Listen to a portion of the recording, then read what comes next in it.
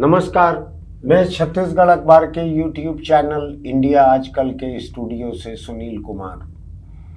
Supreme court ने एक बार फिर सरकार, संसद और समाज को एक नई राह दिखाने की कोशिश की है। एसिड अटैक की शिकार एक महिला के मामले में केंद्र सरकार के वकील से सुप्रीम कोर्ट ने कहा है कि जो मुजरिम रहते हैं एसिड अटैक के मामलों में, उनकी संपत्ति को जब्त करके एसिड अटैक से जख्मी होने वाली, घायल होने वाली, मरने वाली महिलाओं को, लड़कियों को, इनको मुआवजा क्यों न दिया जाए? क्यों सरकार ऐसा कानून नहीं बनाती? कल ही सुप्रीम कोर्ट ने पूछा है कि ऐसा कानून क्यों नहीं बनाया जाना चाहिए कि जो पैसे वाले लोग एसिड अटैक करते हैं तो उनको उसके एवज में अपनी संपत्ति से हाथ धोना पड़े, उसको खोना पड़े, और उससे जो पैसा मिले उसमें जो भी सरकार या अदालत जो भी तय करे उस संपत्ति में से उतना हिस्सा इसको मुआवजे का मिले।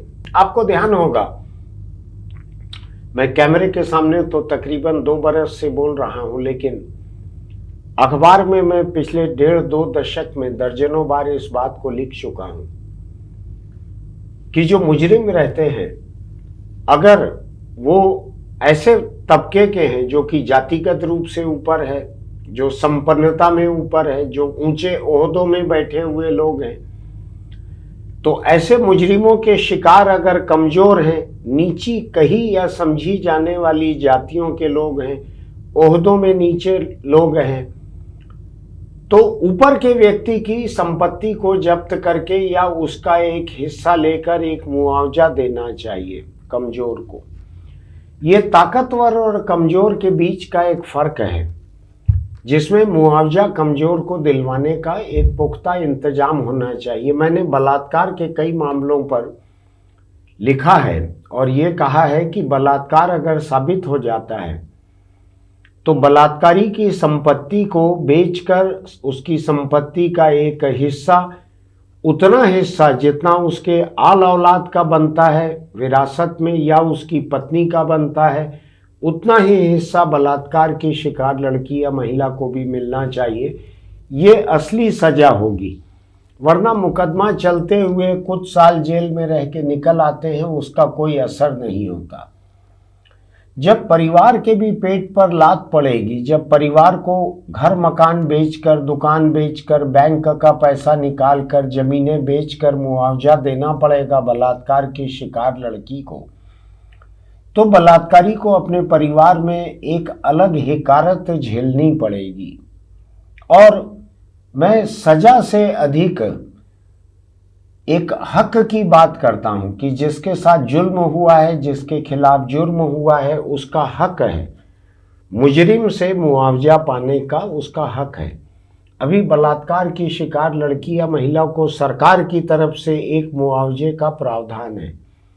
मैं उसको जारी रखते हुए इसकी बात कर रहा हूं, क्योंकि अभी सुप्रीम कोर्ट ने एसिड अटैक के मामलों को कहा है कि ये दहेज हत्या से कम मामला नहीं है। ये तो ऐसे मामलों में जो एसिड अटैक करता है उसके मुजरिम साबित हो जाने पर यह मुआवजा मिलना चाहिए। और एसिड अटैक के विक्टिम्स को सरकार और अदालत की तरफ से एक अंतरिम मुआवजा भी मिलता है, क्योंकि हिंदुस्तान में आप जानते हैं कि फैसला आने में एक पूरी उम्र भी लग जाती है।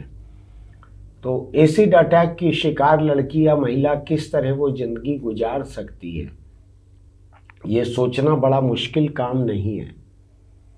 वो भयानक जिंदगी, उसका कुछ मुआवजा सरकार उसको तुरंत देती है, अदालत से होता है, लेकिन जो मुजरिम है इसका, उसकी संपत्ति को, उस कुछ संपत्ति को तो उसी समय अटैच करके रख लेना चाहिए, इसके पहले कि वो बेच खाए संपत्ति पूरी, इधर उधर कर दे परिवार में। मैं इसके बारे में थोड़ा सा और सर्च करके देख रहा था। इटली में ऐसा प्रावधान है कि वहाँ माफिया वगैरह के शिकार जो लोग रहते हैं उनको माफिया की दौलत से बेचकर उसका कुछ हिस्सा दे सकती है अदालत वहाँ पे। ब्रिटेन में भी ऐसा एक प्रावधान है, फ्रांस में भी ऐसा एक प्रावधान है, स्विट्जरलैंड, ईयू के जितने सदस्य देश हैं वहाँ पर एक मिलता जुलता कानून भी लागू होता है।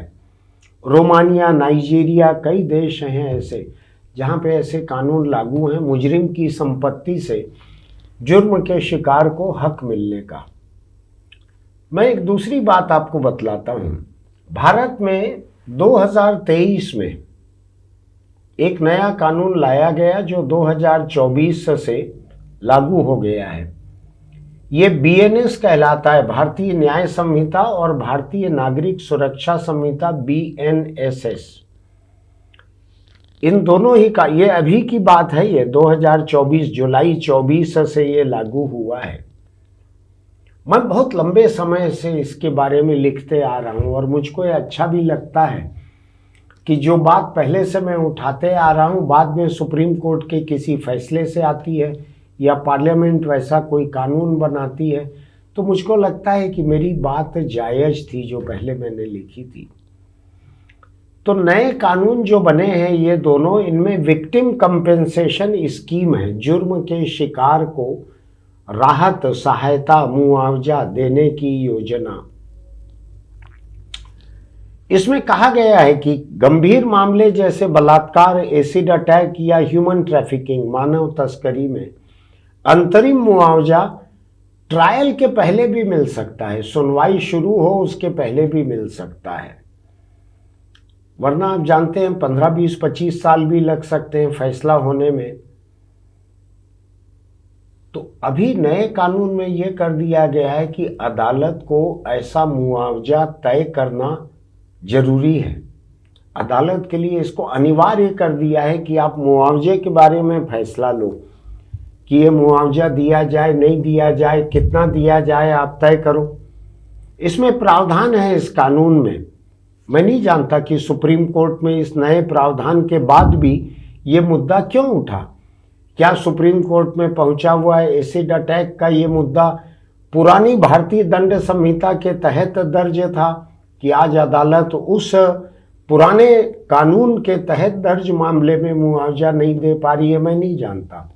लेकिन ये रकम जो है, मुजरिम की रकम, मुजरिम की संपत्ति, उसको जुर्म के शिकार लोगों में बांटना, ये आर्थिक अपराधों में कहीं कहीं हो रहा है। आपको ध्यान होगा छत्तीसगढ़ में चिट फंड के नाम पे हजारों करोड़ रुपए इकट्ठे कर लिए लोगों ने।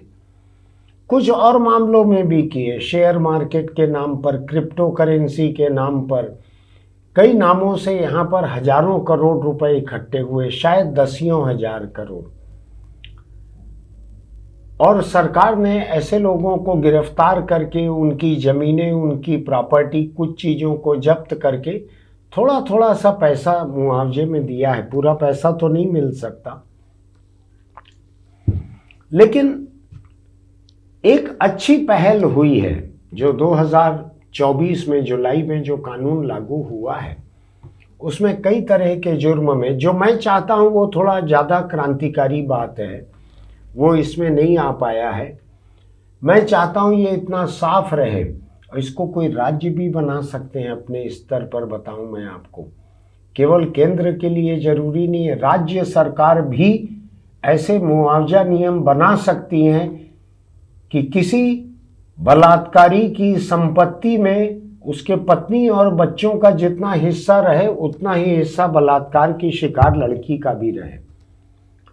मैं चाहता हूं कि कोई एक विधायक विधानसभा में ऐसा विधेयक, प्राइवेट मेंबर बिल कहते हैं उसको, बिना पार्टी की सहमति के भी उसको पेश कर सकते हैं। कोई प्रतीकात्मक भी कई बार रहता है, कई बार उस पर बहस होती है। कभी कभी प्राइवेट मेंबर बिल भी कानून बनते हैं। विधानसभा में भी प्रावधान रहता है, लोकसभा में भी प्रावधान रहता है। मैं चाहता हूं कि ऐसा साफ साफ बिल बनना चाहिए जिसमें अगर किसी गाड़ी से एक्सीडेंट होता है तो सड़क पे दुर्घटना में मुआवजा मिलने का एक कानून बना हुआ है। कुछ मुआवजा सरकार देती है, कुछ मुआवजा अदालत तय करती है। लेकिन मेरा ये मानना है कि अगर गाड़ी बहुत बड़ी है, अगर गाड़ी चलाने वाला, जैसे आपको ध्यान है ना, एक बार सलमान खान पे तोहमतें लगी थी, या और कई महानगरों में कई बड़े लोग जो बिगड़ैल औलादे हैं नेताओं की, रईसों की, वो कई बार अपनी गाड़ी से कुचल के मारते हैं लोगों को। तो मेरा ये भी मानना है कि जो लोग ऐसी हरकत करते हैं, सोच समझ कर कुचल कर मारते हैं या नशे में कुचल कर मारते हैं, उनकी संपत्ति का एक हिस्सा भी उस गरीब को देना चाहिए जिसके परिवार के लोग मारे गए हैं। ऐसे मामलों में मेरा साफ साफ मानना है कि सिर्फ अभी जो मुआवजे तय हैं ये काफी नहीं है। अगर मुजरिम से अधिक मुआवजा निकालने की कोई गुंजाइश है, किसी मुजरिम को यह हक क्यों रहना चाहिए कि वो तो चैन से सोता रहे और जो जिसके परिवार के लोग मर गए या जिससे उसने बलात्कार किया है उसको कुछ लाख रुपए मुआवजे में मिल जाए? ऐसा क्यों होना चाहिए?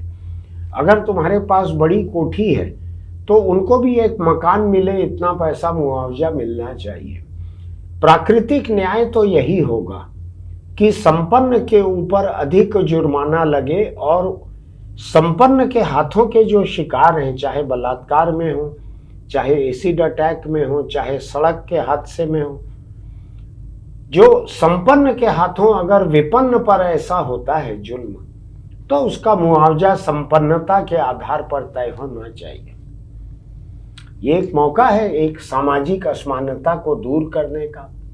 जो जुर्म के शिकार लोग हैं उनको मिले अच्छा खासा मुआवजा, इसमें क्या दिक्कत है? और मैं आपको फिर याद दिलाता हूँ, आपकी किसी विधायक या सांसद से मुलाकात हो तो उनसे पूछिएगा कि आप ऐसा प्राइवेट मेंबर बिल ला सकते हैं क्या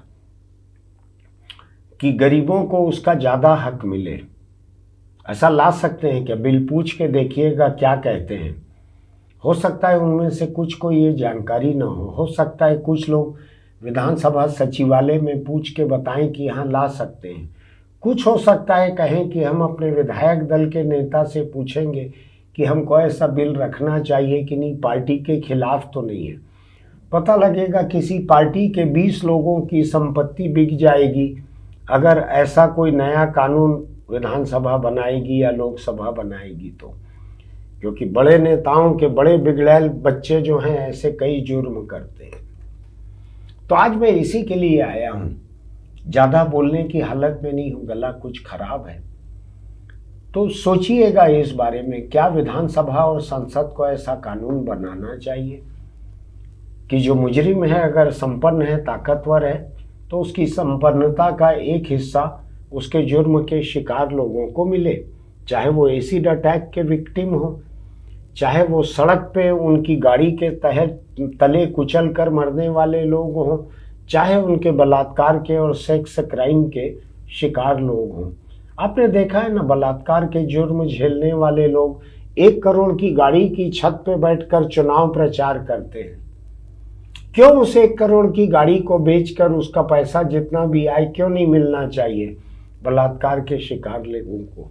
सोच के देखिएगा, फिर मिलेंगे। आपको लगता है मैंने एक जायज बात उठाई है तो हमारे YouTube चैनल इंडिया आजकल को सब्सक्राइब कीजिएगा, लाइक कीजिएगा, नोटिफिकेशन की बटन दबाइएगा, कमेंट बॉक्स में लिखिएगा इस मुद्दे पर आपका क्या कहना है। चलते चलते एक छोटी सी सलाह, अगर आप सिगरेट, बीड़ी, गुटखा, तंबाकू खाते पीते हैं तो छोड़ दीजिए, क्योंकि तंबाकू कैंसर को न्योता देकर बुलाता है और कैंसर भी इस ताक में रहता है कि कहाँ तंबाकू गया है उसके पीछे पीछे जाऊं। तंबाकू खाने या पीने वाले लोगों का कैंसर से बचना बड़ा ही मुश्किल रहता है।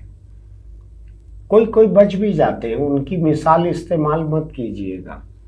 जो नहीं बचते हैं उनकी हालत देखिएगा, उनका चेहरा देखिएगा, उनके कटे हुए गाल देखिएगा, निकाल दिए गए जबड़े देखिएगा, मुंह बदल जाता है पूरा, खा नहीं सकते हैं, निगलते हैं, कुछ ठूंसते हैं मुंह में भीतर, बहुत खराब हालत रहती है। तंबाकू से दूर रहिए, अपने परिवार के करीब रहिए। फिर मिलेंगे।